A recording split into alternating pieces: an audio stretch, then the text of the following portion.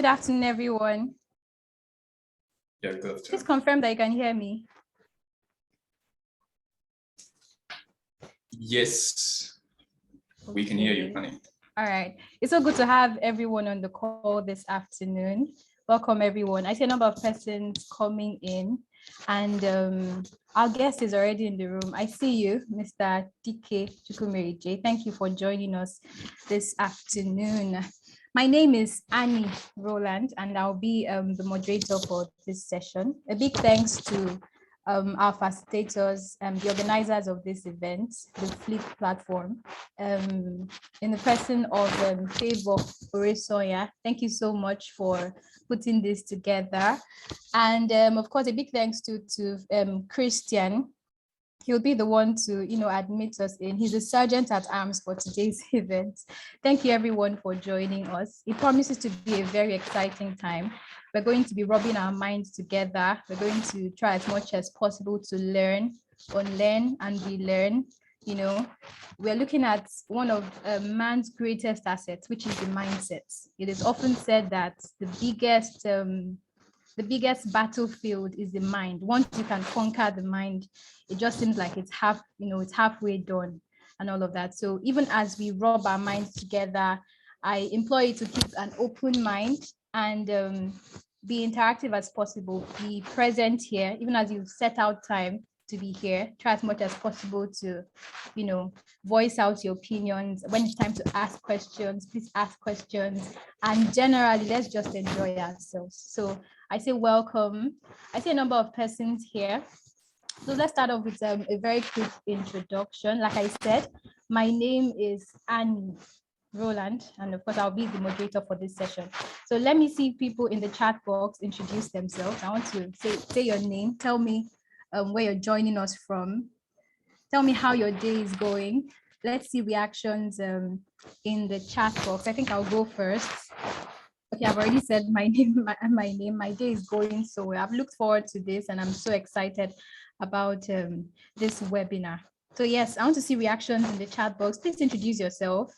You might want to use an emoji to tell us how you're feeling today. So go ahead. My name is so and so. Okay, I see Goroti Samuel from Ibadan. Oh, thanks, Goroti, for joining us. And just to add a little to this, tell us your name, your full name. Tell us maybe in a word, a sentence, what you do. So my name is Annie Roland. I'm a voiceover artist and event host, and I'm joining in from Lagos. So let's just put that together. I just see only one reaction, which is Goroti. Thanks for reacting in the chat box. There are more people in the room. I want to see your reactions. Please use the chat box. Or if you want to speak, it's fine if you also want to introduce yourself on this session. So just indicate, and our sergeant at arms would unmute you so you can speak if you prefer to introduce yourself that way. So I'm still waiting for more reactions. Okay, I see Queen, and she says her name is Queen. Thanks, Queen, for joining. You didn't tell us what you do, neither did you tell us where you're joining us from. We'd love to know. I also see Priscilla. She's saying hello to everyone. Hi to you too. Thanks for joining in. Okay, Adeola is here too. Thanks, Adeola, for joining in. We'd love to know what Adeola does, and we'd love to know where Adeola is joining us from. Okay, yes, our facilitator just introduced himself. He says his name is Oresonya Favor. He's an operations engineer, and he's joining in from Abuja. Thank you, Favor, for joining us. I want to see more reactions. Okay.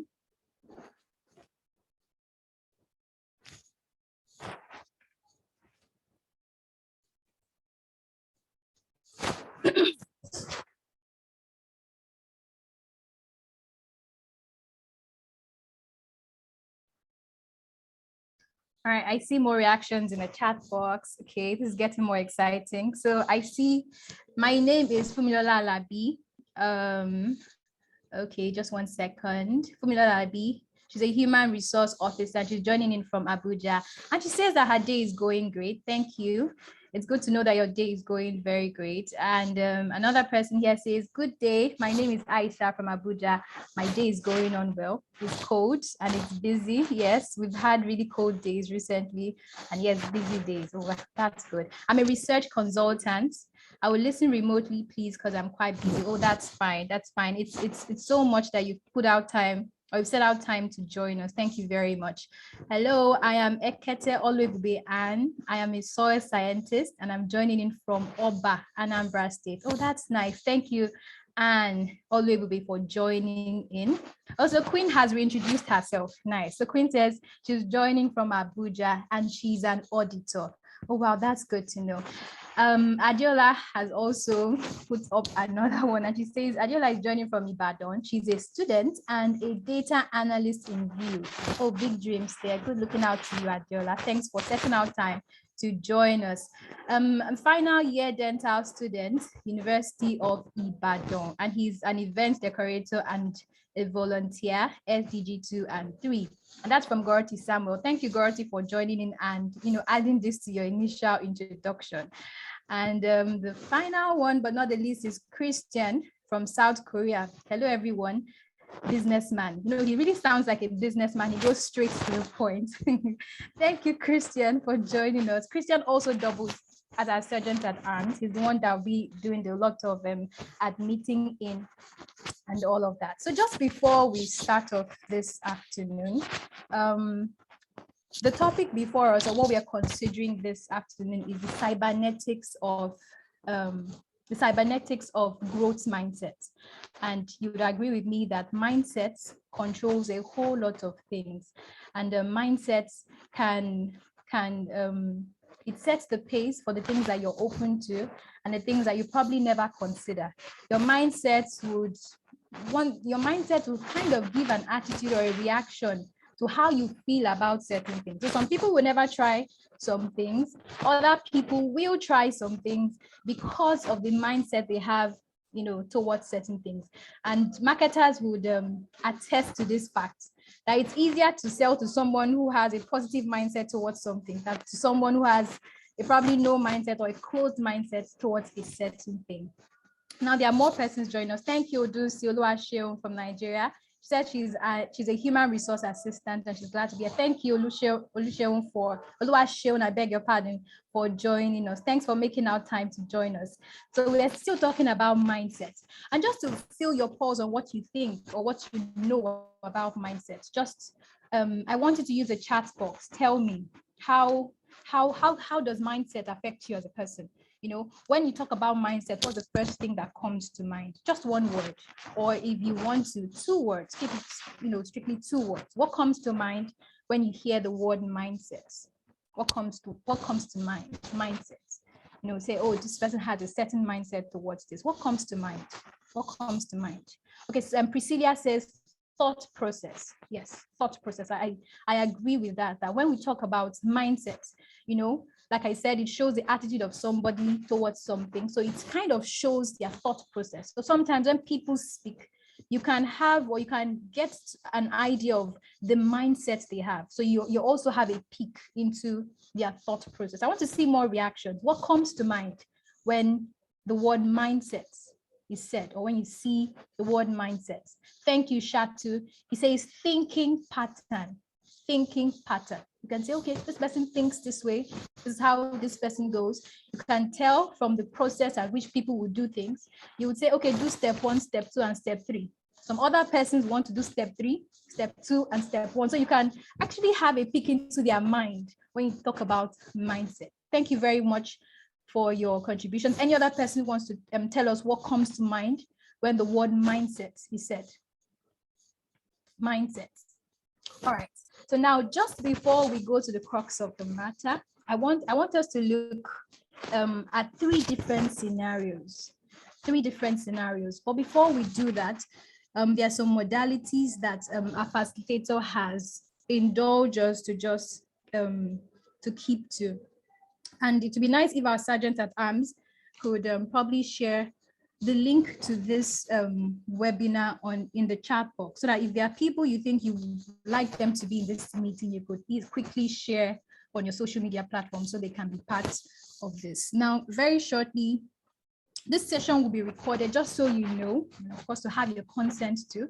This session is being recorded and it will be published. So that means that you can always go back and watch this if maybe you want to get one or two things.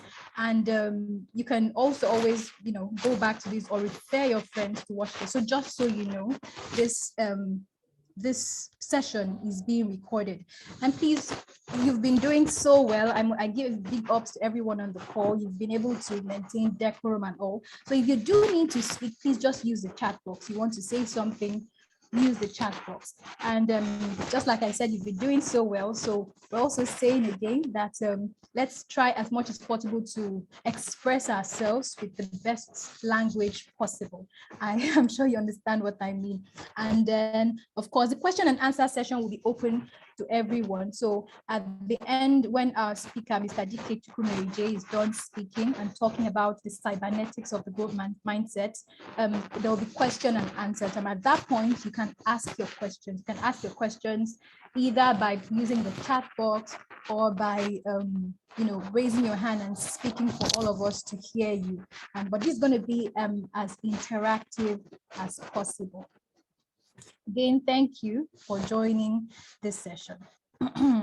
Like I said, I wanted us to look at 3 different scenarios just before our speaker comes up and think, just to, put our minds together or expose our minds to how powerful or how important the mindset is.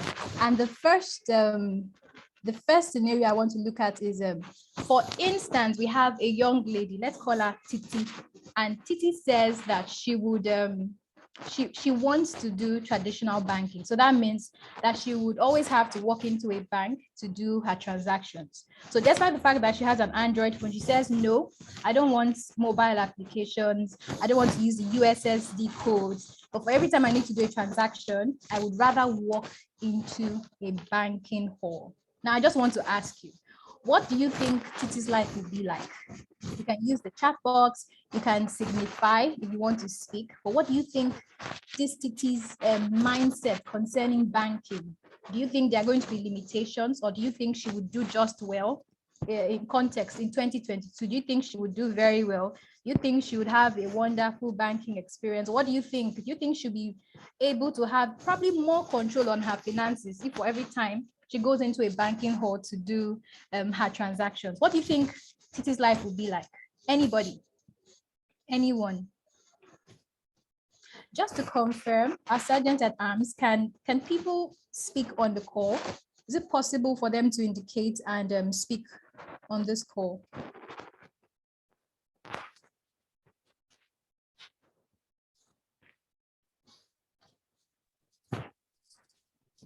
Yes, it is.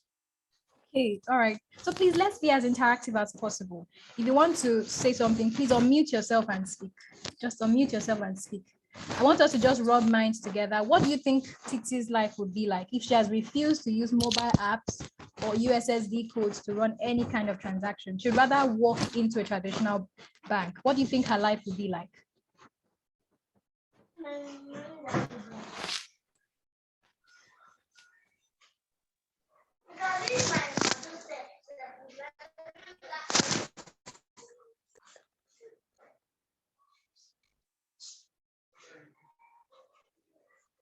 All right, I think someone is trying to speak, but then I think network or something is holding them back. Okay, but someone has said something. Okay, I think you may have to rename yourself, because what I see here is iPhone. But this user is saying she will spend more time and money on each transaction. Okay, that's true. She's going to spend more time because, for instance, when there is, say, a public holiday, and those kind of public holidays we have in Nigeria, say Monday and Tuesday, and she has to do a pressing transaction, and because she has insisted she has to walk into a bank, it means that she can only wait till a working day that's not a public holiday to do her transactions. And not to even mention that she's restricted to 8 a.m. to 4 p.m. time band. So if she's not ready or she's not, chanced at that time, so that mindset, we can all agree, is going to be a setback to whatever financial transactions Titi will be making. Another example I want us to look at is how voting process has changed in Nigeria, or the mindset of people in Nigeria towards elections generally has changed. You agree with me that probably this election we'll be having next year has recorded more voters. Well, there are statistics to back that up. INEC tells us, or INEC has said, that over 12 million persons have registered. Now, before now, I personally, growing up, people would say, oh, I will not go out to vote because I'm not guaranteed to come back alive. So because of that, people will stay at home and not go out to vote. Now, other persons would say, oh no, the vote does not count, especially amongst probably our parents, having seen some elections nullified in the past. Now, these mindsets are valid due to the fact that they experience certain things. But moving on, that mindset has also been like a hindrance, holding people back. But how has Nigeria been able to move away from that mindset, of not wanting to vote, or lackadaisical attitude towards anything election? They'll be like, oh, it's for them. It doesn't concern. Whatever they want to do, they will do. Even if you vote, it will not count. But there has been a mindset shift. And this mindset shift did not just happen. It happened with people going out of their way to sensitize Nigerians. Our celebrities even at some point had to, have shows and tell people, okay, come around so you can register for your voter's card. And, they go out to tell guidelines that, okay, when you go out to vote, go out in numbers. When you go out in numbers, you can't be suppressed. And then they've gone ahead to push for electronic transfer. So it means that once it's counted, is electronically transferred. I've also seen a case where, voters, the INEC electorate said, oh, we can't transmit this because we don't have data. And people that said, no, don't worry, we'll provide data for you so you can transmit. So you see people having moved from that lackadaisical attitude towards elections to being more involved, but it did not happen overnight. That mindset shifts happened because people went out of their way to sensitize people, because people went out of their way to make sure, or to inform people that your vote actually counts. If it doesn't count, why are they trying to buy it, and so on and so forth. Now, the very last one I'm going to bring this afternoon, example I'm going to bring this afternoon is, let's look at how telecoms giants or telephone giants Nokia. Now, many people have different opinions, but the singular popular opinion is that they refuse to move, their products or adapt the Android into their product, and because of that, they suffered. And when they eventually did that, it was too late. Now, Nokia has Android phones, but people have moved, and the likes of Techno and Infinix and the rest of them, have the hats and people. You would agree with me that even if you did not have a Nokia phone, your mommy or your daddy had a Nokia phone, or you had that auntie or uncle that had a Nokia phone. So at some point, if there were, say, 10 people in the world, 9 persons had a Nokia phone. But right now, there's very few persons who use it. All of these instances I've brought to you, traces back to mindsets. The mindset can, be a hindrance, or it can be that thing that would help you move to the next level. So it's very important that we're able to understand our mindsets and, try and take positions at different times. Now, it's very possible that at this time you have this mindset, at another time you have a different mindset. But between the change in mindsets is always, probably a knowing, coming to know that, oh, something different, coming to know that, okay, I think I've always had this position from onset, but now I think I need to, change my position because of A, B, and C, and so on and so forth. So it's very important, which is why we are all gathered here, or we've all signed into this call, to take a look, take a step back and examine the mindset that we have. Now, shortly we would be having our guest talk to us about the cybernetics of the growth mindset. But just before we continue, I just want to be sure that you're there. Just put an emoji in the chat box to tell me that you're there. Just an emoji, any emoji, probably an emoji to tell me how you're feeling so far, that you're pumped up, you're ready to listen, you're ready to change or shift mindset. Okay, I see the iPhone user. Okay, he's saying he's delighted or he's happy to be here. Oh, okay. He has introduced himself. Thank you. I'm Godwin Ikehua, the businessman from Lagos, Nigeria. Thank you, Godwin, for joining us. Okay, I see Asukwodo, and he's given us a happy face. So yes, he's happy to be here. And Priscilla, looks like Priscilla is blushing, but let me just assume you're happy to be here. And Gorota Samuel is also giving us a smiley face. So thank you, everyone. So we will be inviting our speaker at this point to talk to us, but just before we continue, a very brief introduction of who our speaker is. Adiola, I see you. I see Favor too. Favor is giving us a tongue out, but I'm sure you're having a good time.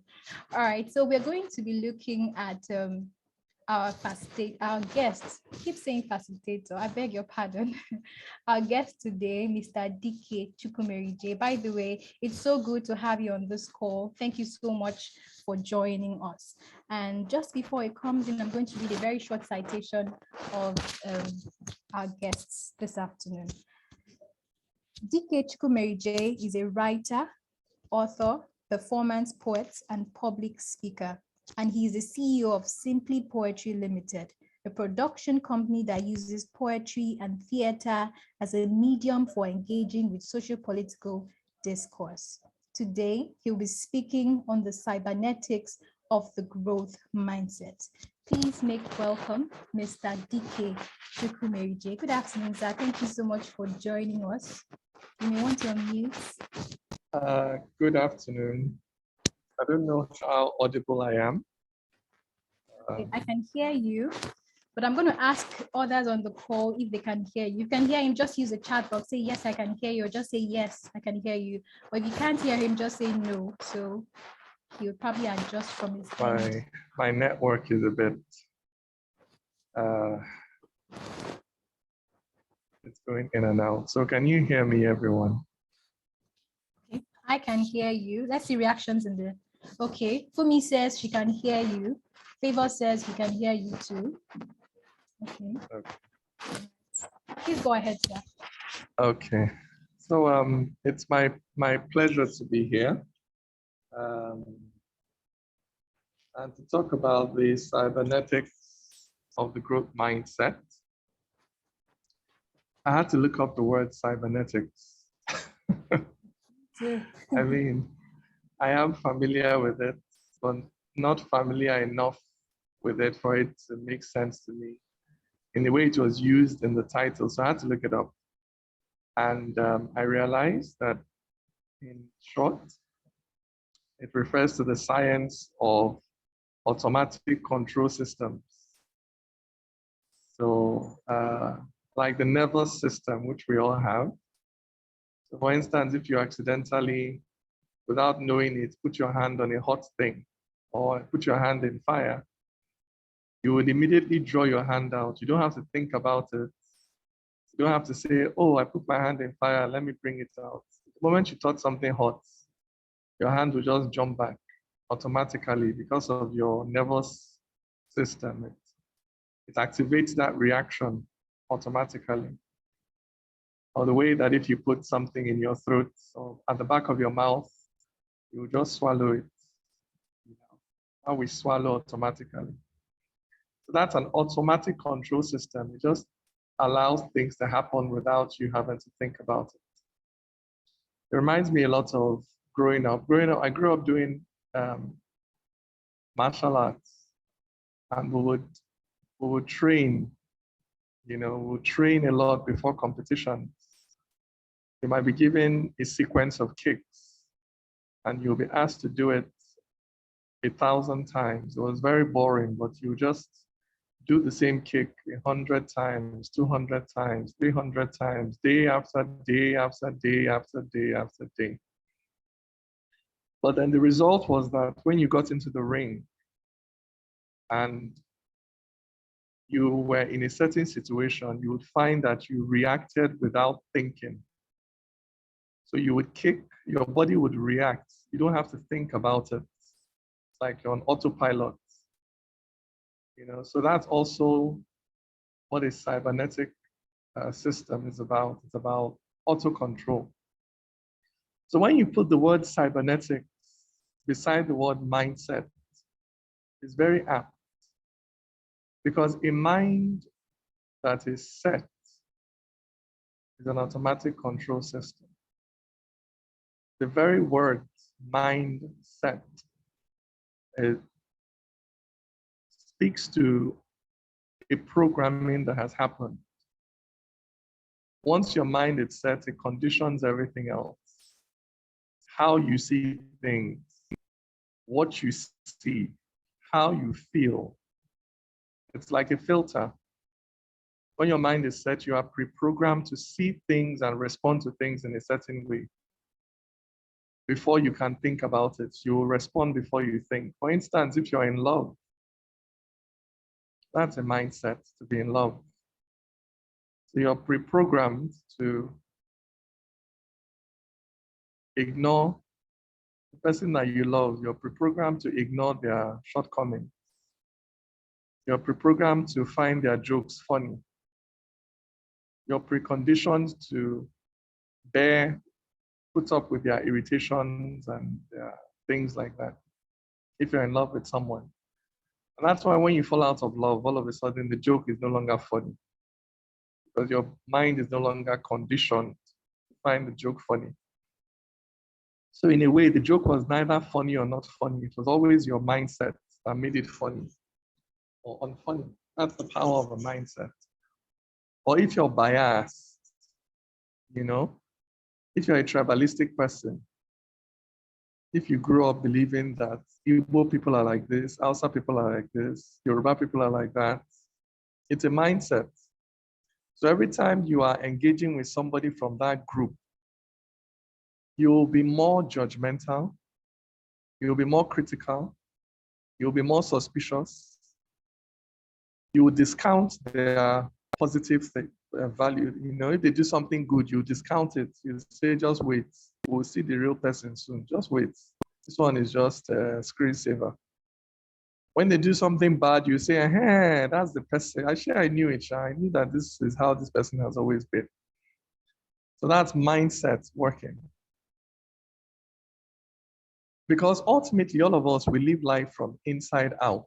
The world that you experience is not the world as it is. It's the world as you think it is. Your mindset is like a social media algorithm. It determines what comes on your timeline. Same way what I see on my timeline is different from what you see on your timeline, but it's the same world. The same things are happening, but what you see on your timeline is not what I see on my timeline. A mindset works in the same way, defining what catches your attention, what you see, what you talk about, how you experience the world. So two people can be in the exact same situation and be having completely different experiences because of their mindsets. Two people can be living here in Nigeria, living in the same part of town. They can even be neighbors. One person is having a horrible experience, hates Nigeria, hates everything. The other person is having a great experience, but they are going through the exact same thing. It's all because of mindset. So mindset is critical. It is critical. We are prisoners of our mind, and it scares me sometimes. Sometimes I wonder what I'm seeing. Is it real? Or is it just my mind? How do you get to see reality and not just your own projection of reality? These are some questions that trouble me sometimes. So you have to understand that it's a good and bad thing. Having your mind set in a certain way is a good and bad thing. But let's understand how mindsets are formed in the first place. One of the greatest sources for the construction of mindsets is history, your past experience, what has happened to you before. That's where you derive your conclusions from about things. So let's say, for instance, you were working in an office and you were due for promotion, and then your boss refused to promote you. And your boss happens to be a Yoruba person. Many of us from there will draw the conclusion that Yoruba people are tribalistic. Because my boss was Yoruba, refused to promote me, therefore Yoruba people are tribalistic. That's a conclusion. You've drawn a mental conclusion about a certain state of things. That's a mindset. Your mind has set in that way because of something that happened to you in the past. Or the first time you visited Lagos, as you got off the bus, somebody picked your pocket. Lagos is full of criminals. Lagos is rough. Lagos is not. That's a mindset. It's based on something that happened to you in the past. So the past is the strongest source for the construction of mindsets. Our mindset is based on what happened to us in the past. And a second source for the construction of mindsets is the present. As you are now, things are happening to you. You are interacting with people. You're having all kinds of experiences. You're learning. But how open you are to what's happening to you now depends on how strongly your mind has been set by the things that have happened to you in the past. So the present, for most people, often tends to reinforce the mindset they already have. That's the power of mindsets. I told you the mindset is like a social media algorithm. Once social media knows that you like shoes, it will just start showing you shoes. Shoes. Everywhere you turn, you see shoes. It won't show you anything else. So social media reinforces your existing bias, your existing views. Social media doesn't like to show you things that make you challenge your mindset or the way you say things. That's how mindset is. Once your mind has been set by something that happened in the past, everything that is happening to you now, you will tend to filter it in a way that reinforces what you already believe. This is why it's so difficult to change people's minds or to change or to move people. A mindset locks you into a certain direction. Now, I said that can be a good thing if that direction is a good one. Mindset is what locks you in, allows you to persevere and continue going on a good path. But if your mind is set on in a negative way, in a self-destructive issue, then you're going to be in a bit of a trouble because it's very hard to break out of a mindset because it tends to reinforce itself. So I told you the past is the greatest source for constructing a mindset. Present experiences typically tend to reinforce existing mindsets, what we are experiencing now.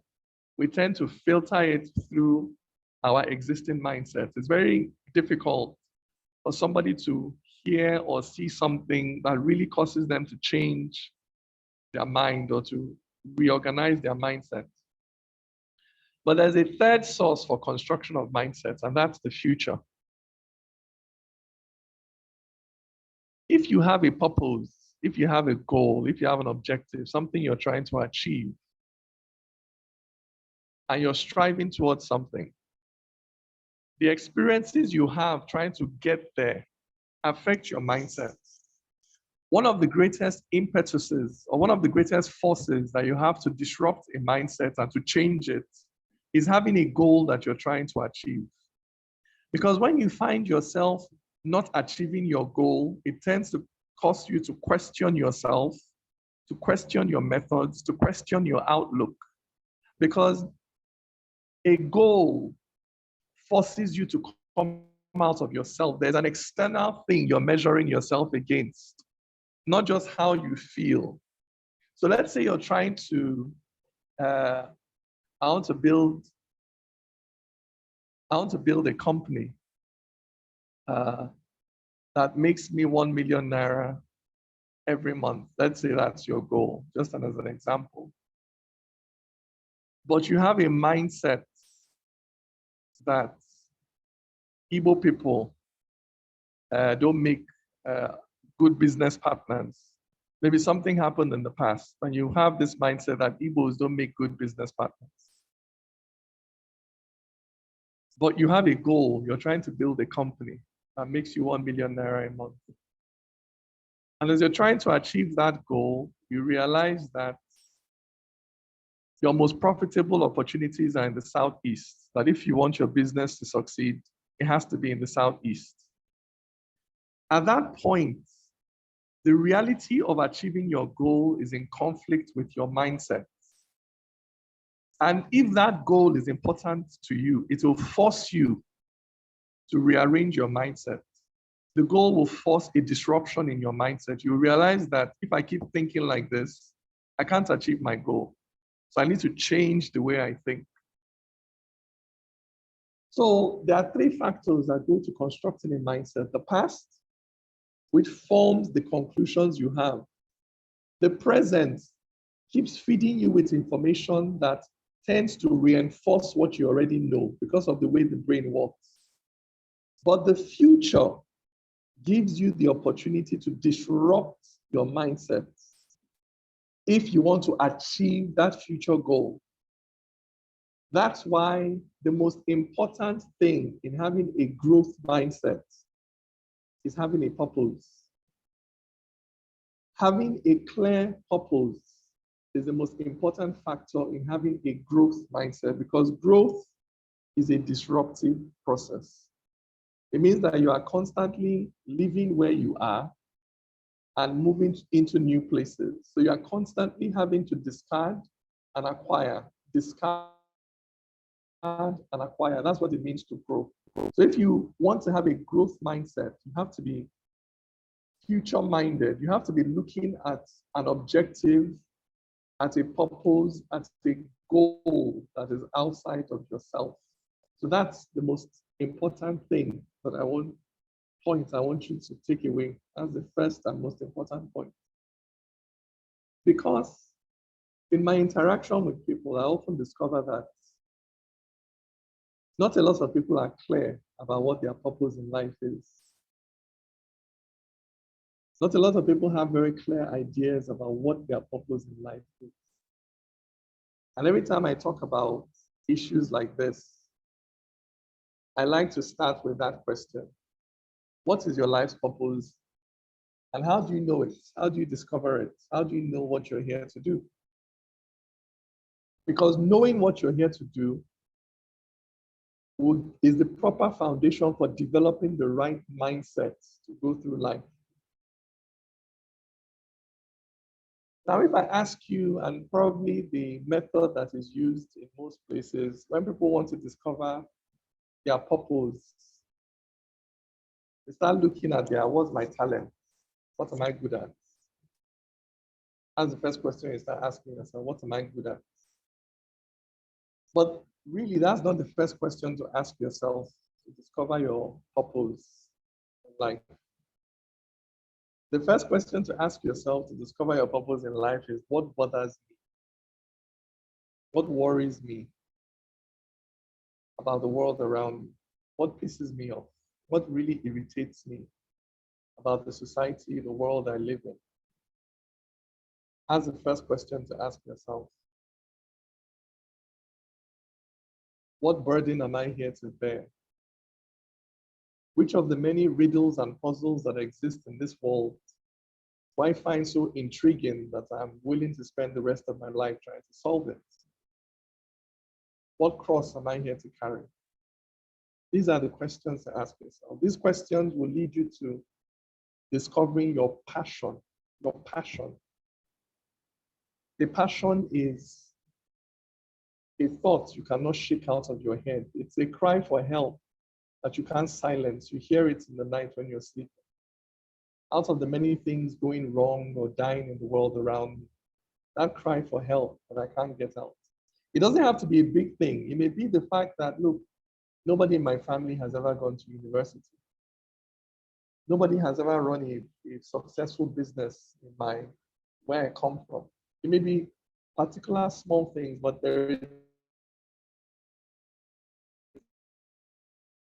it's a burden.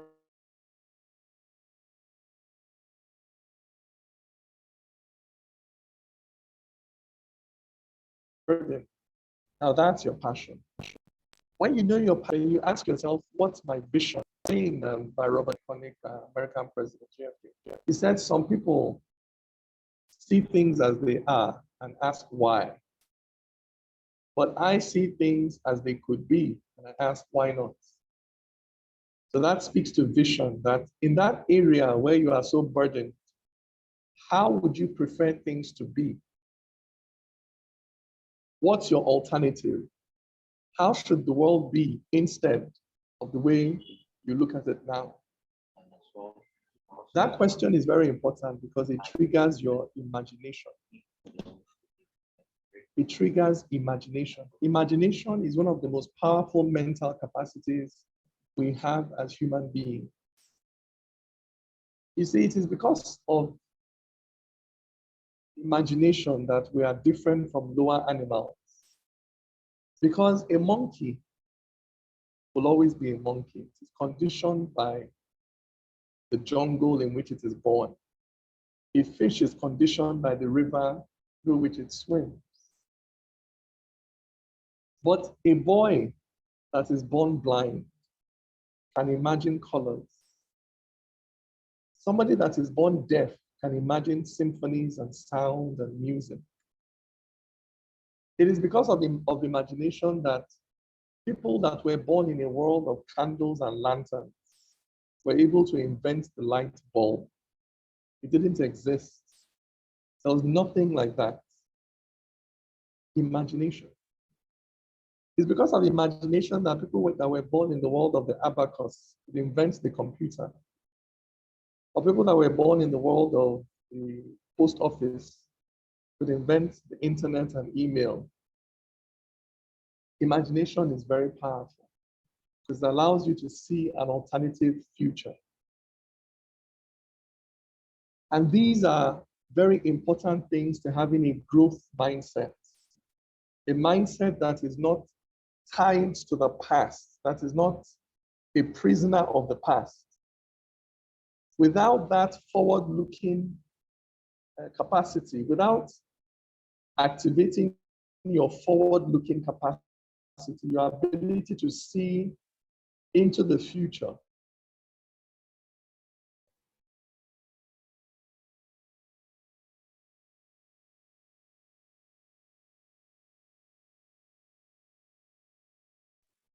I think his network is frozen.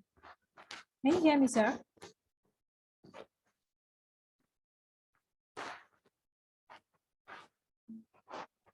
Is it just me or his network is frozen? Christian? I think he's having and a bad. imagine if you The network is bad though. future radically different from Okay. your past. You can't have a growth mind.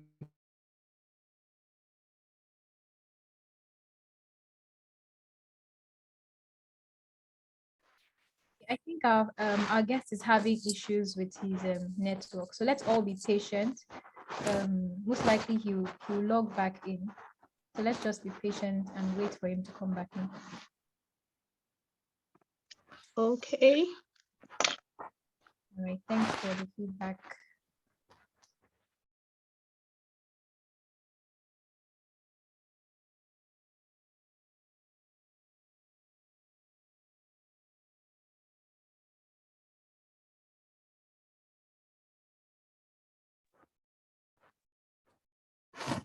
Okay, I see some people just joined us. Thanks for joining in. Right now, our guest was speaking. That is Mr. Dike Chukwumerije. He was speaking just before. I think his network is having issues with network, so he logged him out. So I'll just ask those of us that just joined in, please just be patient. Hopefully he's able to join us back. And if you're just joining in, thank you for making our time to join us. we're talking about the cybernetics of the growth mindset.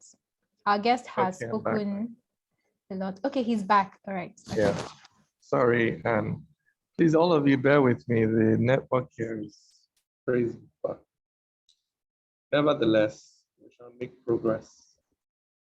So, I started by saying cybernetics, automatic control systems. The mindset is an automatic control system. It conditions you and sets you on a path. The danger is that the mindset is formed largely by historical experiences. Your mindset is formed by what happened to you in the past. And if you don't have any way of disrupting that mindset, you'll simply tend to repeat your history. Your future will be your past, which is not a good thing, which is not a growth mindset. Now, for you to operate in a growth mindset, you need to be external oriented. You need to have a goal, a purpose that you are striving towards, because that purpose, trying to achieve it, will bring you into situations where you are forced to disrupt the way you think and think in new ways. If you don't have something you're trying to achieve, something that you cannot, it's not just a question of how you feel, where you are able to measure progress by factors separate from your feelings. If you don't have a purpose like that, then you're locked into a mindset that has been shaped by things that happened to you in the past. So that's where I was, and I was talking to you about knowing how to pick your goal and how to pick that purpose that helps you stay in a growth mindset. And I told you how it's important to know your passion, how it's important to have a vision. And then lastly, before I cut off, it's important to also know your natural abilities, your natural talents. What are your natural talents? A natural talent is a talent that you acquired with ease,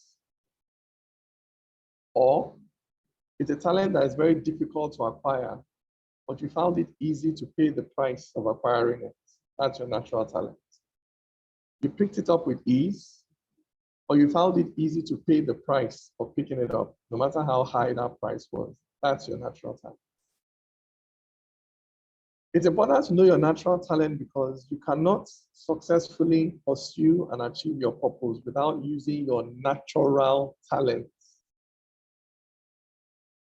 The world is, the way the world is, the way our educational system is, there is a ranking of talents. In the eyes of the world and society, some talents are more important than others. And so society may look at your talent and tell you that it is useless. Drop it and go and pick up another talent. That's the way society is. And this is what I'm talking about when things, and society is this way based on the past, based on how things are. So it's not illogical. Based on how things are, this talent, there's no use for it. That talent is useful. But no natural talent is useless. We just don't yet know what the use is. That's all. But no natural talent is useless. It's just like no living organism is useless. If we knew the use for every natural organism, there will be no sickness in this world. There is no sickness that has no cure. We just haven't found it. We just haven't found the plant or the microorganism that has the cure for cancer, all these things that have no cure. We just need to find it. So no natural talent a child is born with is useless. So you need to know what your natural talent is because you will need it to achieve your purpose in life. Once you know your passion, you have your vision, and you know your natural talent, it's easy for you to choose the right goals and objectives for you. It's easy for you to choose the path that is yours, not necessarily the path that is successful, has money or prosperity in it, which is how many people choose their paths in life. You look around and you look for where is the money? Where is the fame? Where is the success? And you go there. No. You're supposed to look inside and say, what is my passion? What is my vision? What are my talents? And then choose your path. Whether or not you think it will bring you fame or fortune. Because in this life, there is only one thing you do that is going to give you a sense of fulfillment. That's going to give you a sense that your life has meaning. Only one thing, and that is your purpose. That is pursuing your purpose. Anything can give you fame or fortune. Anything. Anything. In the world I was born into, poetry was a useless talent. There was no use for it. You couldn't, or it was virtually useless. And yeah, poetry has done so many things for me because it's my natural talent and I used it in the way I needed to use it. You can make money from anything. You can achieve fame and fortune from anything if you work hard and you work smart. But only one thing, only doing one thing will give you peace and fulfillment, and that is pursuing your purpose. So if you don't want to end up rich, but depressed, famous, but empty, you have to have the courage to choose the path that is truly yours. Choose the path that is truly yours. This is what I consider to be a growth mindset, because the topic is very technical. I start talking about principles and blah, blah, blah.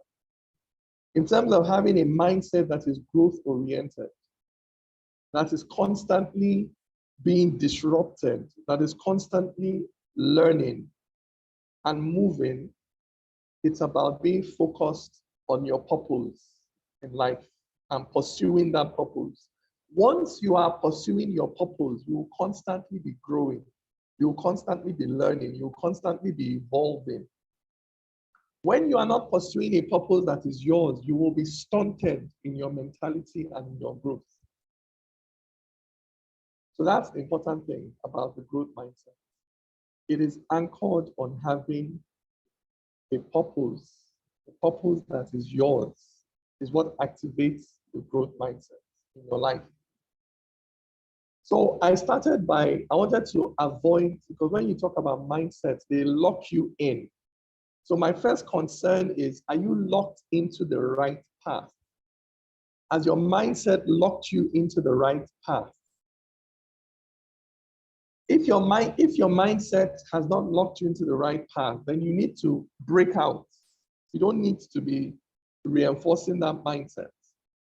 So if you're on a path where you don't have fulfillment, you don't have peace, you don't have a sense of meaningfulness, but like my life is meaningful, then you don't need to be reinforcing that mindset. It's a negative mindset. You need to be breaking out of it. And I've told you that to break out of it, what you need to do is look up and say, what is my purpose? Where am I supposed to be going? Once you pick that point you're supposed to be heading towards, then your mind will begin to readjust. That's how to develop a growth mindset. Once you are on the right path, though, the advantage of having a mindset, your mindset on an objective, is that it then induces the most important characteristic you need for success in this life, which is not intelligence, not talent, not connection, but perseverance. Perseverance. The ability to not take no for an answer. To get knocked down and keep going. To refuse to be turned back, no matter what happens. I always tell people that the battle is not to the strong, it is to the persistent. The race is not to the swift, it is to the consistent. It is the person that keeps going at it, keeps going at it, keeps going at it. That is the person that will succeed. And that perseverance is a direct result of your mindset. When your mind is locked onto an objective, it's mind over body. Once your mind is locked on an objective, then no matter what, you continue to move in the direction of your goal. I often worry because I believe that we live in an age of instant results. We are surrounded by technology that gives us everything instantly. But there is no technology that can deliver success on your life's purpose in an instant. The technology that can do that for you, that can give you a feeling of a lifetime's worth of achievement, you can't get it in an instant. You have to pay the price in years of consistency, of walking a path.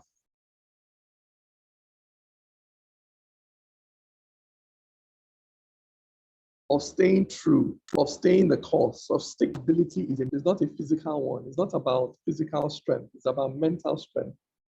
Success in life is a mental game. What do you tell yourself after hundreds and hundreds of rejections along a path? What do you tell yourself to help you get up in the morning and attack that problem as if you haven't failed at it once? What do you say to yourself when you keep getting knocked down? You can't get past this obstacle. What do you say to yourself so that you get up the next morning and you run against it as if this is the first time I'm doing it? You see, again, going back to the sense of purpose, if you don't have a purpose, you won't keep trying. At some point, you say, I beg, this thing is not worth it. And then you change. That's why they say a rolling stone gathers no more. Some people are constantly changing because they're looking for the easy one. And like I said, the easy path may give you money and fame, but it won't give you satisfaction. At the end of your life, you will not die with a sense of fulfillment. And when you're young, you may think, I beg, what's that? It's not important. I just want money. But I tell you, it is the most important thing in life. It is worth more than any asset you can have. The sense that I ran my race. There's a song that an old musician called Frank Sinatra used to sing. I did it my way. That feeling when you're lying on your deathbed and your last breath is minutes away and you flash back on your life and you say, man, boy, you try. It is priceless. It is priceless. And that is what you should think about. Somebody once told me that begin life by imagining your obituary. What would you like written on your tombstone? What would you like your last thoughts to be as you're exiting this world? That when you're designing your life, that's where you should start from. How do I want it to end? That will then tell you how to live your life. This is the power of purpose. This is what purpose does to your mind. So when you have that purpose, that strong purpose in your future, that's where you then develop this dogged mindset. Like Nigeria today. Nigeria can only be changed for the better by people that have that persevering personality. When you have people that think that they can change it in 1 year or with one protest or with one big bang, then they get disappointed and they leave. But America was built over centuries. Before you could have a Barack Obama, you had to have centuries of people who lived and died in the struggle without seeing results. But because their mind was locked on their purpose, they never gave up. So they passed the same resilience to their children, who passed it on to their children, that we will. So that was the African American experience. That's why today you have the Jay-Z's, you have the Beyoncé's. It's only possible because they had grandmothers, great-grandmothers who kept fighting, who kept staying on it. It takes that mindset to change a nation, to build a nation. But it's only possible to people that have a strong sense of purpose. If you don't have a strong sense of purpose, you can't have a mindset like that. Which is why I began by talking about purpose. So, I feel like I've been talking for like 30 minutes now. Let me not overshoot my time. So guys, that's what I have to share with you. Thank you. All right, thank you very much, sir. Thank you. That was a very insightful expose. I personally was able to jot some things down. So at this point, we've all listened. We've all been able to absorb. I'm sure we have questions, or we probably just have, a few things we want to set right in our mind. So we'll move straight into the question and answer segment. And how I think I want this to go is if you want to speak, you could just raise up your hand. So Christian would let you in, or Christian will mute you, and you're able to ask questions. But if you also feel like you want to type your question, that is very welcome. So you can use the chat box and write your questions there and read it out, and Mr. Chukwumerije would attend to those questions. So yeah, let's have reactions to this. If you have a question, I don't see any hands raised, but Christian, your hands are raised. You may want to speak if you want to. Okay. First of all, I want to thank him for everything he has shared in this section. I really appreciate it. It's something that I hope everybody uses for his day-to-day activities. I would like to ask, suppose you are an employee working for someone. You are an employee with a growth mindset, working for someone, for like a superior who has a fixed mindset. How would you advise me to work with that kind of superior?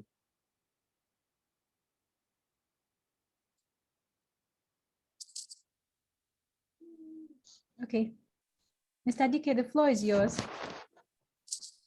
Or should we take more questions? I think we should take more questions, then probably we'll treat each and every one of them. And if more questions arise, then we can take them. I'm looking at the chat box. I also have another question. Okay, go ahead. Just one more. Like, I want to ask him, based on certain types of addiction towards certain type of behaviors, is it as a result of this mindset or factors or things that we experience in our day-to-day activities? Like, what actually causes some kind of addictions to characters or things that we do that is not actually beneficial to our growth and development? That's my second question too. Okay, I missed your first question. Can you just ask me the first question again? Okay, my first question is, how would you advise an employee who has a growth mindset to work with a superior who has a fixed mindset? That's a really good question. And my second question is, when it comes to addiction to certain type of things we do or negative behaviors, do you think mindset affect these kind of things? Like, can you actually give us or enlighten us based on this issue? In terms of an employee-employer relationship, when there's a difference in mindset, it's going to be very tough for the employee, really, really tough for the employee. You would have to use stooping to conquer, what I call stoop to conquer. So you have to be tactful, you have to be diplomatic. Remember what I said, that a growth mindset is driven by purpose or objective.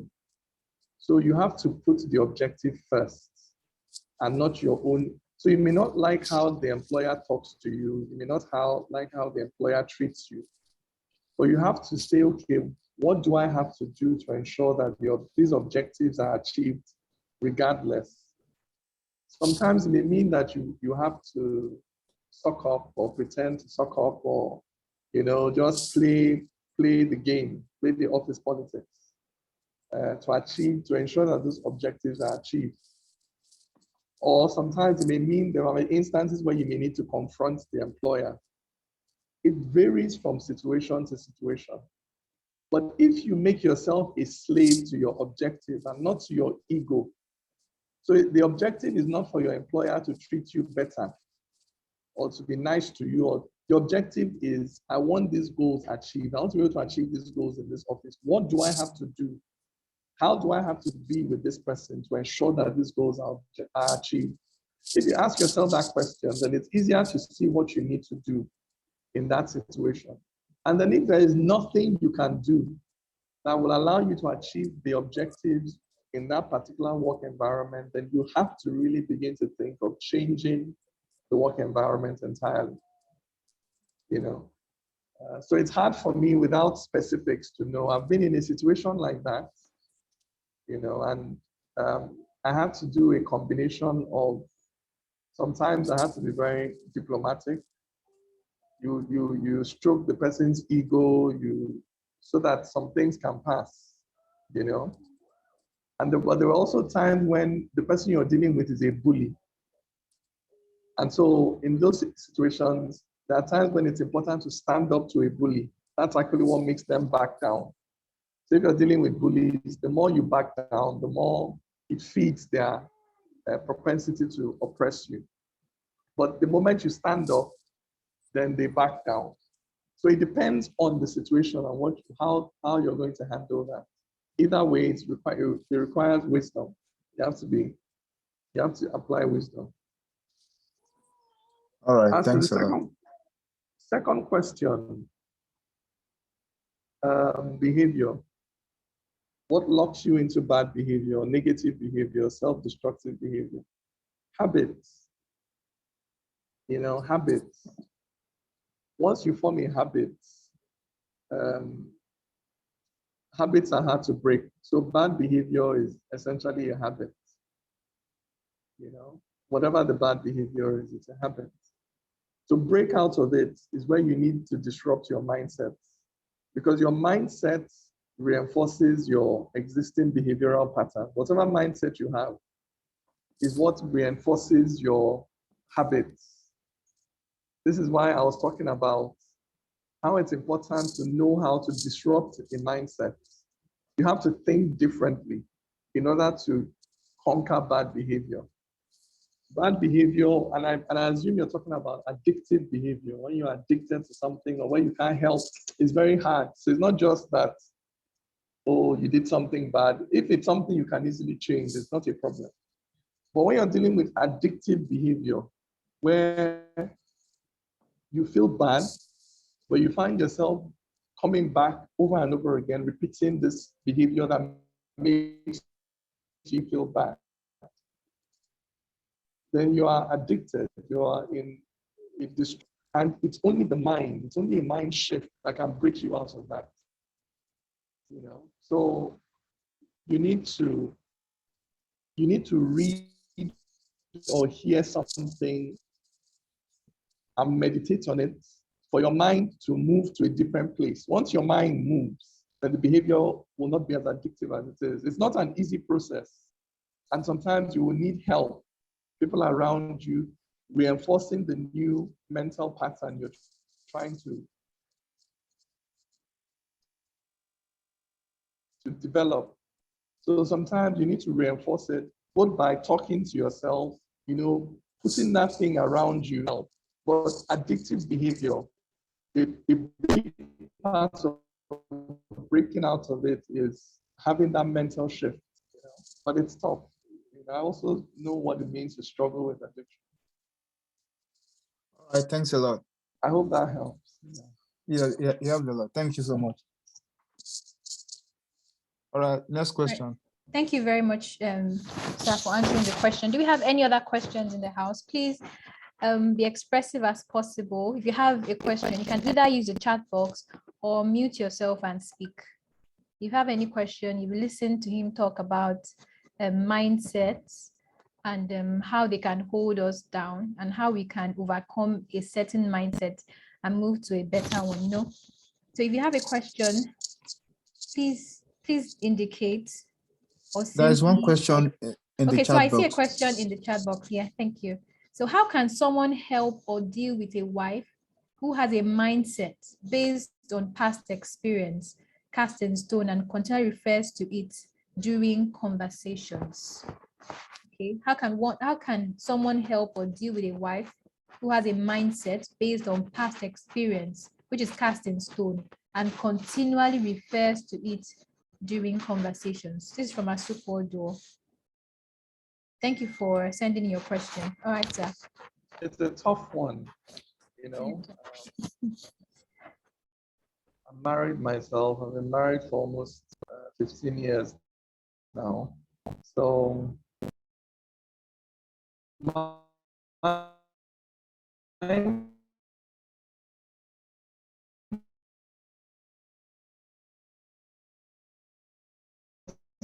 I started by saying mindsets are very difficult to shift somebody's mind. Mindsets, once they form, tend to reinforce. The mind will consume what reinforces it. Just like I told you, just like social media will give you what you want to see. Your mind will show you what you want to see. It will feed you what you want to see.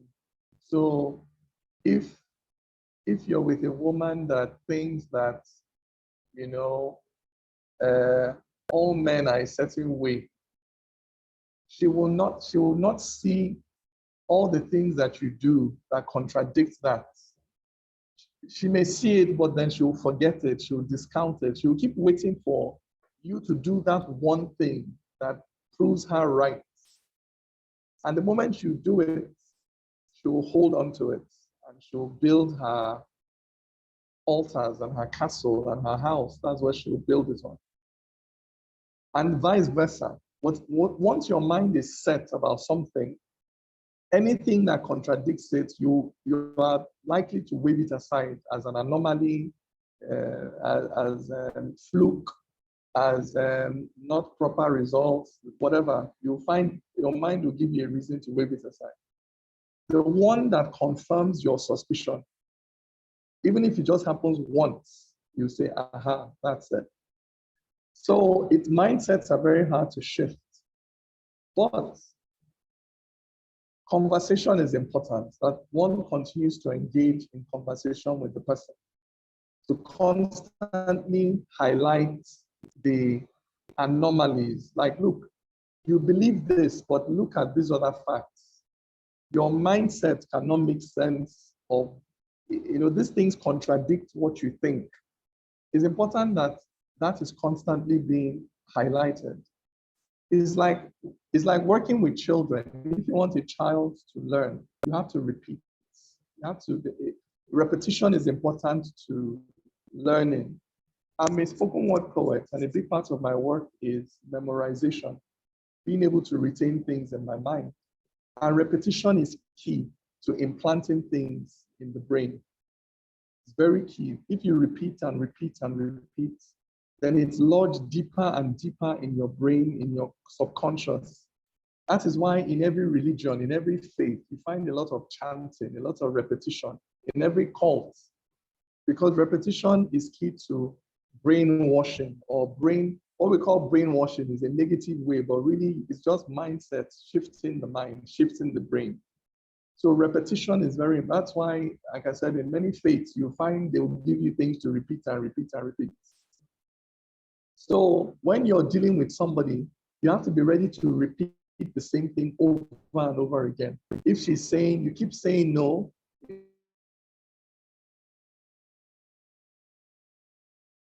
aspects that you want them on, that's very key. That conversation. So you must never get tired of having the conversation. You must never say, or you must try, well,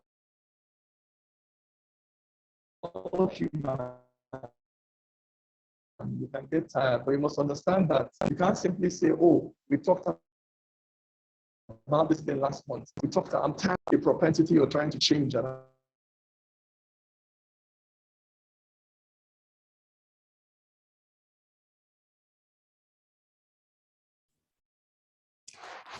I think his network has logged him out again. So please, I implore each and every, let's just be a bit patient till he's able to come back on the call.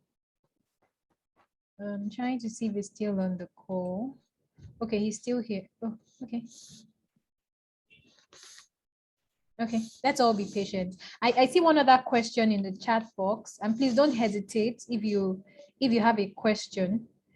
Right after he's done taking the last question, the one he was answering before he was logged out, we'll read out this question in the chat box. Please, if you have any question, use the chat box or mute yourself. Just indicate that you have a question or mute yourself and speak while we wait for him to come back on this call. Oh, I think he's logged out totally.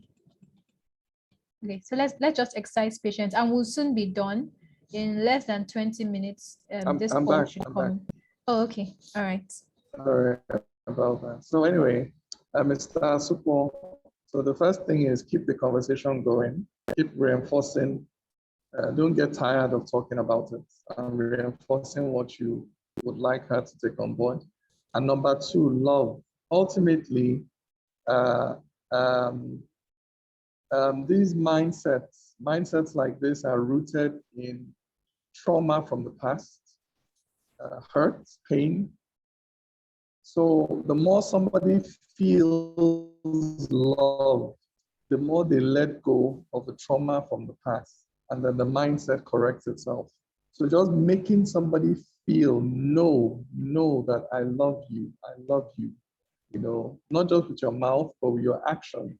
The more they feel loved, the more they relax, and the traumas drift deeper away, farther away from them, and their mindset will also change. So these are two things that I also try and do, both to the people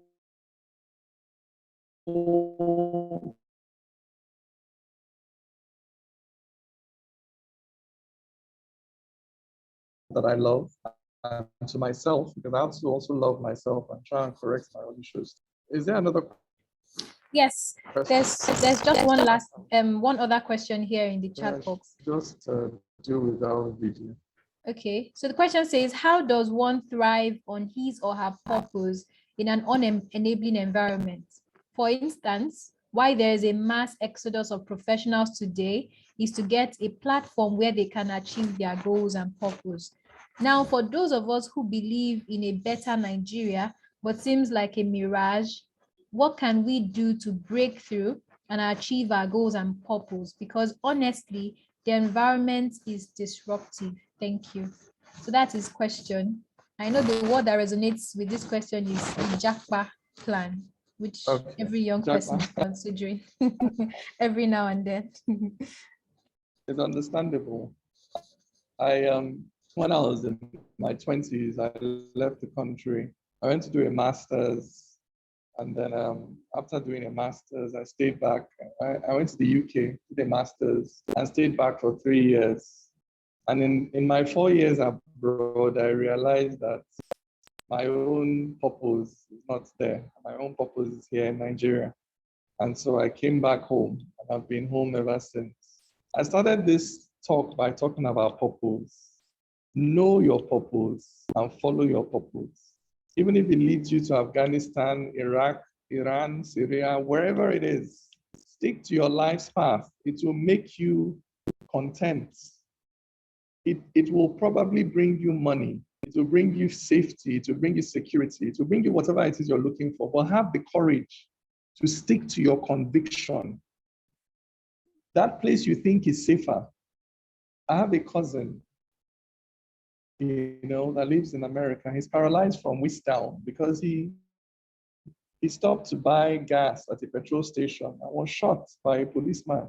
It's not wherever there is danger everywhere. You can die anywhere. Death can meet you anywhere. Poverty can hammer you anywhere. You can be in the UK and you'll be poor. You can be in France and you'll be unfulfilled. So the important thing, I don't know, Nigeria will do what Nigeria does. It's a brutal, unforgiving society. But if you are convinced that your destiny is here, then you must stay here and fight it out. If you are not convinced that your destiny is here, then go wherever you think your destiny is. But when you get there, believe me, you'll also have to fight it out. If you go abroad, You will be a second-class citizen. You're going to fight for equality. Your children have to stand there and fight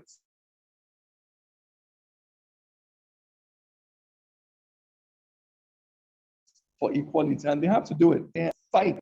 Either way, there is a fight. Don't run away from fight. Don't run away from struggle. Don't run away from suffering. Don't constantly say, oh, I just want peace. I want that. Where in the world is there peace? There is a war going on in Ukraine. There is racism in America. There is all kinds of things everywhere. Every society has issues. Let your life not be motivated by the search for comfort and safety and peace. Let your life be motivated by the search for purpose, fulfillment of your purpose. That's what I'll say to you.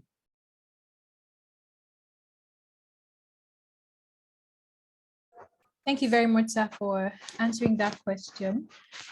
Just before I assume there's no other question, please, if you want to ask your question, we have a few minutes before we wrap up. You could signify or just go ahead and unmute yourself and ask a question. But if nobody indicates, I'm going to assume there is no question. Okay. All right. Okay. So except a question comes in very soon, I'm going to assume there's no question. But thank you very much, sir. It has been, it resonates so much with me because I think as young persons and looking through the participants on this call, I can say they are young persons. One of the things that we are faced with as at this stage in our life is, coming to question the things that we believed in for years. And like you said, most of them they are formed by things that have happened, occurrences, in the past, the families that we've grown in, the religions that we practice, and so on and so forth. So at this point in our lives, we are constantly, coming with that to that point where we are questioning, why did I believe this? Do I still need to believe this? And sometimes we might just say, oh, well, I was taught this way, so I'd rather just, continue. And it's not every time that we probably give into reasoning. And sometimes even when we give into reasoning, a lot of things comes in and questions, why we would want to change our stance on such things. And so this talk comes to a time where I think most of us on this call really need to re-examine the things we believe in, our mindsets. Some people would not travel because, like you said, there's danger everywhere. We just trust God to, protect us and keep us. Some people would not travel. I know Nigeria is in a point where there's so much, unrest, but let's say 10 years ago, some people would just not travel because they feel accidents happen, and because of that, and so many other things that are held back by mindset. So to everyone that has been on this call, I hope that we're able to, take a step back and examine the things that we believed in, examine the thought process or the occurrences that have, put those things in our minds, and try to, start up a disruptive process to see if we can stop such mindsets. And just like you said, the brain can take in so many things if we keep repeating.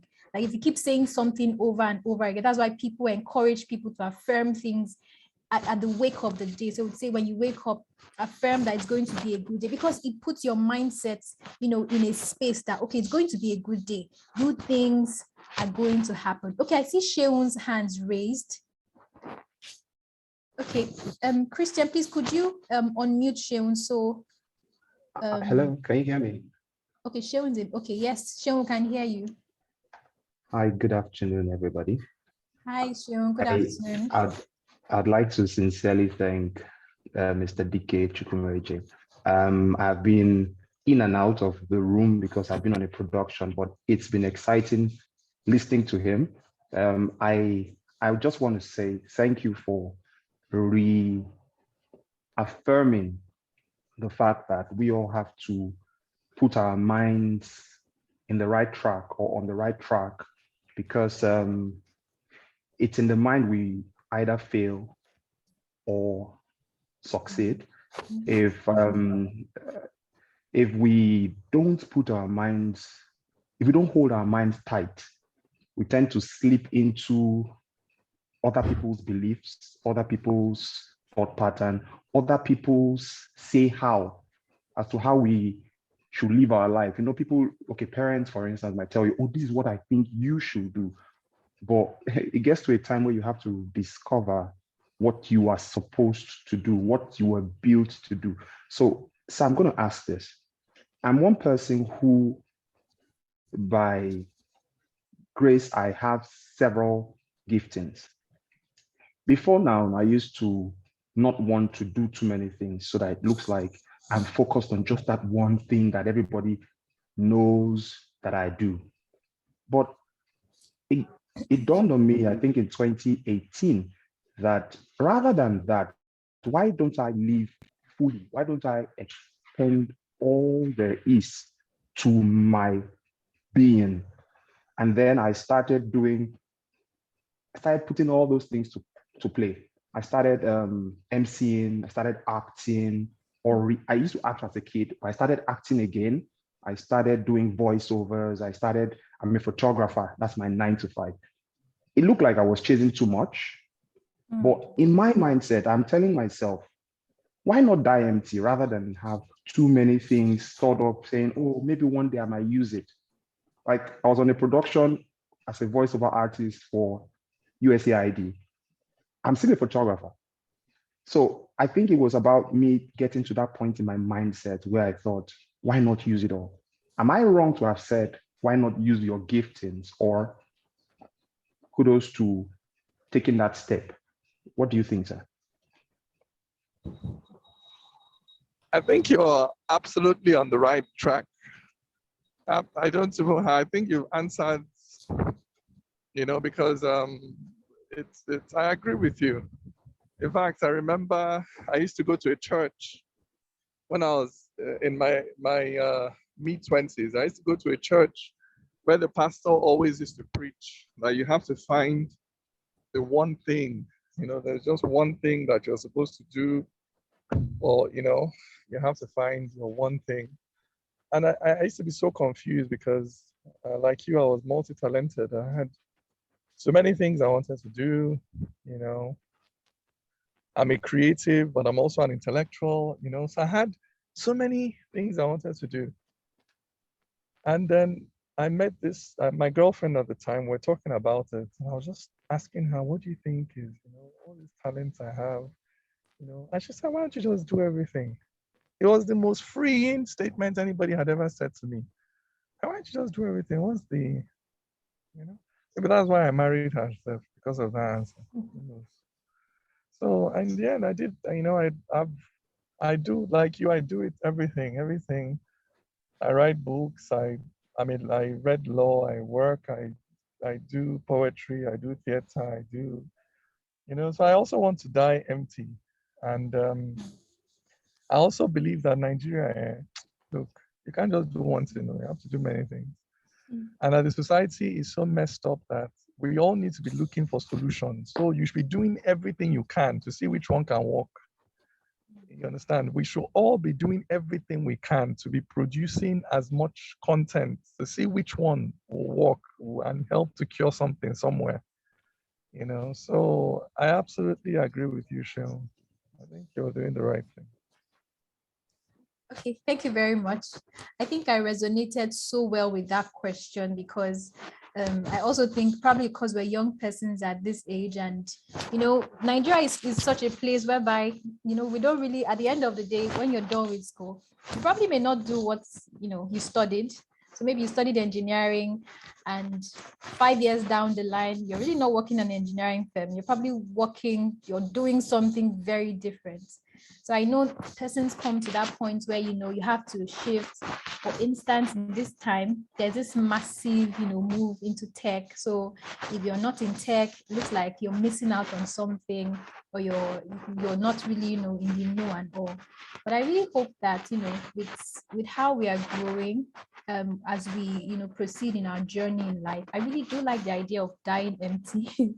At least, what else? Why would you take anything to the grave? But I hope that we're able to find a balance. And I think I want to ask a question here. So when you're trying to express every part of you, every talent that you find yourself, doing, if you find out that, for instance, a certain talent, maybe if we are to measure, some talents are more than the others, or probably in the frequency and all, how do we strike a balance? How do we say, okay, I think I have to let this go, or I have to try? What can be that metric for measuring that, okay, I think these are the things I should focus on? Or at what point, when I'm in my 20s, I'm in my late 20s, and people would say that if by 30 you don't have this and that, you're not known for this thing, there's so much pressure. But I'm asking, what's the balance? At what point do you say, oh, I think I have to let this go, I've tried this, but I think I should stick with this set of skills? What's the balance? That's my question. That's a really good question. Again, it might seem like I'm being repetitive. It goes back to your higher goals and objectives. What's your purpose? What are you trying to? Because you see, talents are tools. The talent in itself does not tell you what you ought to do. I have the gift of storytelling. I can use it in multiple ways. I can work in an advertising company. I can be a pastor. I can be a lecturer in a school. That talent does not tell me which career path. With any talent you have, you can explore multiple career options with any talent you have. So if you have multiple talents, you just have even more and more career options. So it's very important to have an idea of, what's your purpose? What are you trying to achieve? So let me give you a practical example. I'm a writer. I started out, publishing books and publishing poetry books and blah, blah, blah, but the first poetry collections I published, I found that nobody bought them. You publish a book, you can't sell a copy. And I realized that what really sells a book is the name. Very few, if you have a known name, then your book, people will buy the book because of the name on the cover. And so I discovered that, look, it's important for you to go out there and make a name for yourself so that all these other things that you do can then come out. If you don't make that name, you can't get all these things out.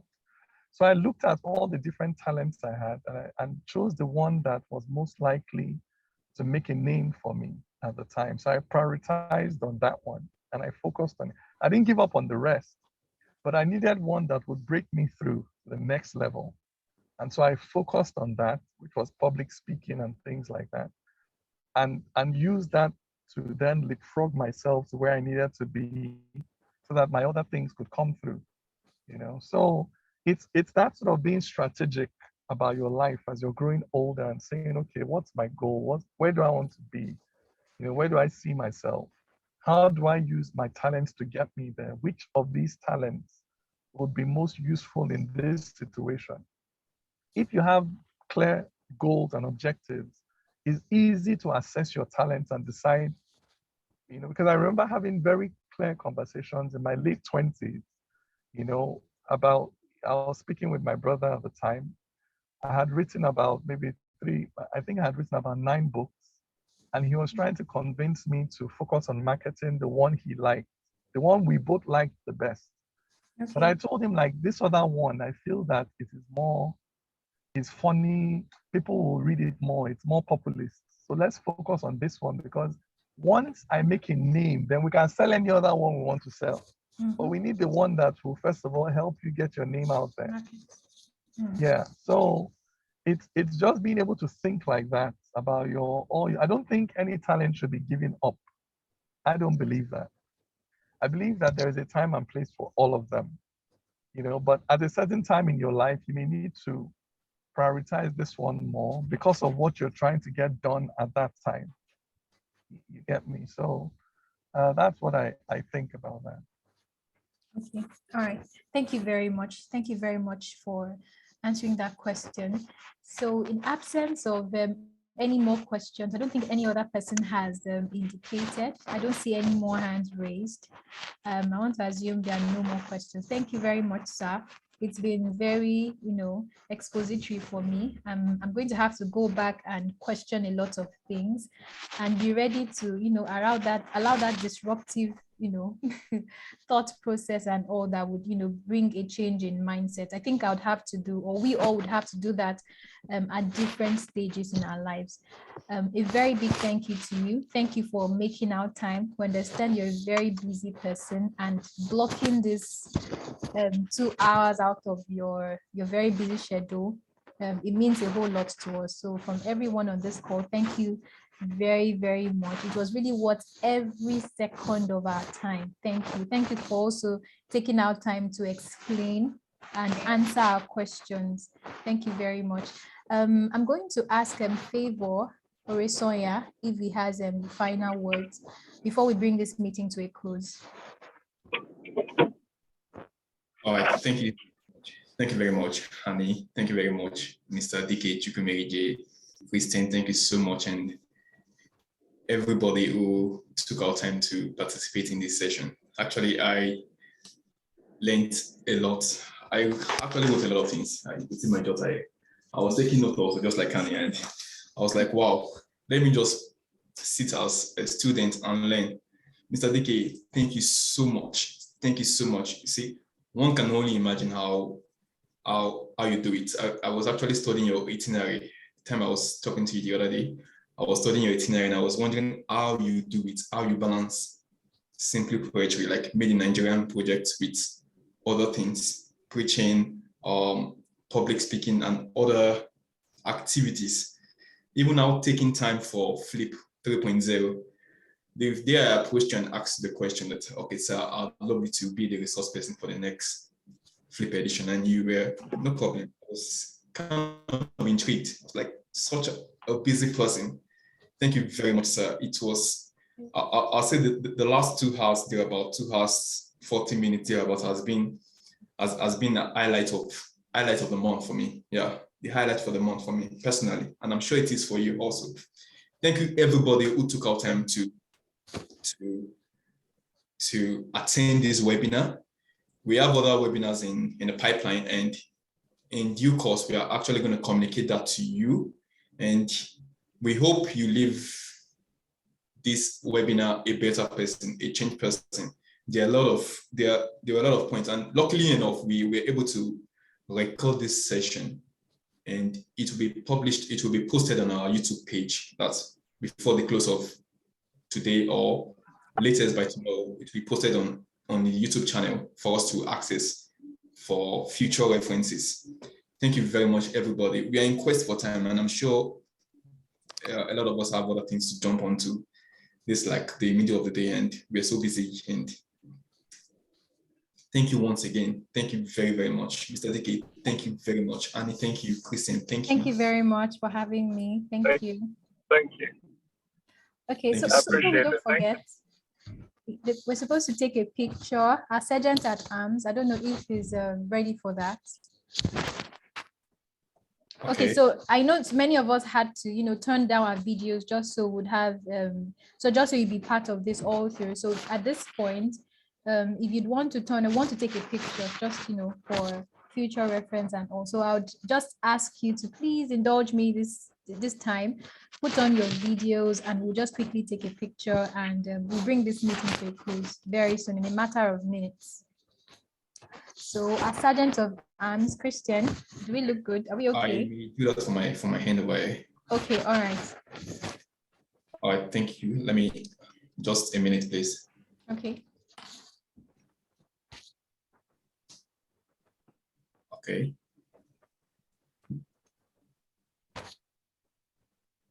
All right, I got that already. You didn't tell us to smile. Okay. Let me do that again. It's okay. I'm not used to pictures. Okay. In the next 2 seconds, can we just smile? Okay. All right, thank you. Okay. Right. So I think smiles makes pictures better. Yeah. You get it. All right. Thank you very much. On behalf of our host, Flippp 3.0, thank you to everyone for making our time. I understand it's like midday, and most persons are always, very busy at this time. And thank you for our speaker too for making our time and being present, asking questions, interacting. It was really a wonderful time. Thank you very much. So, Favor, is it safe to say Flippp 4.0 is in the pipeline? We should look out for that very soon. Of course, very soon, very soon. Okay, all right. So there you have it. For Flippp, it's all about having very, useful and thought-provoking conversations. So yes, please look out for Flippp 4.0 and have yourself a wonderful afternoon. Thank you, everyone. Thank you, Sergeant at Arms. You've been wonderful all through. Thank you for everyone for making out time.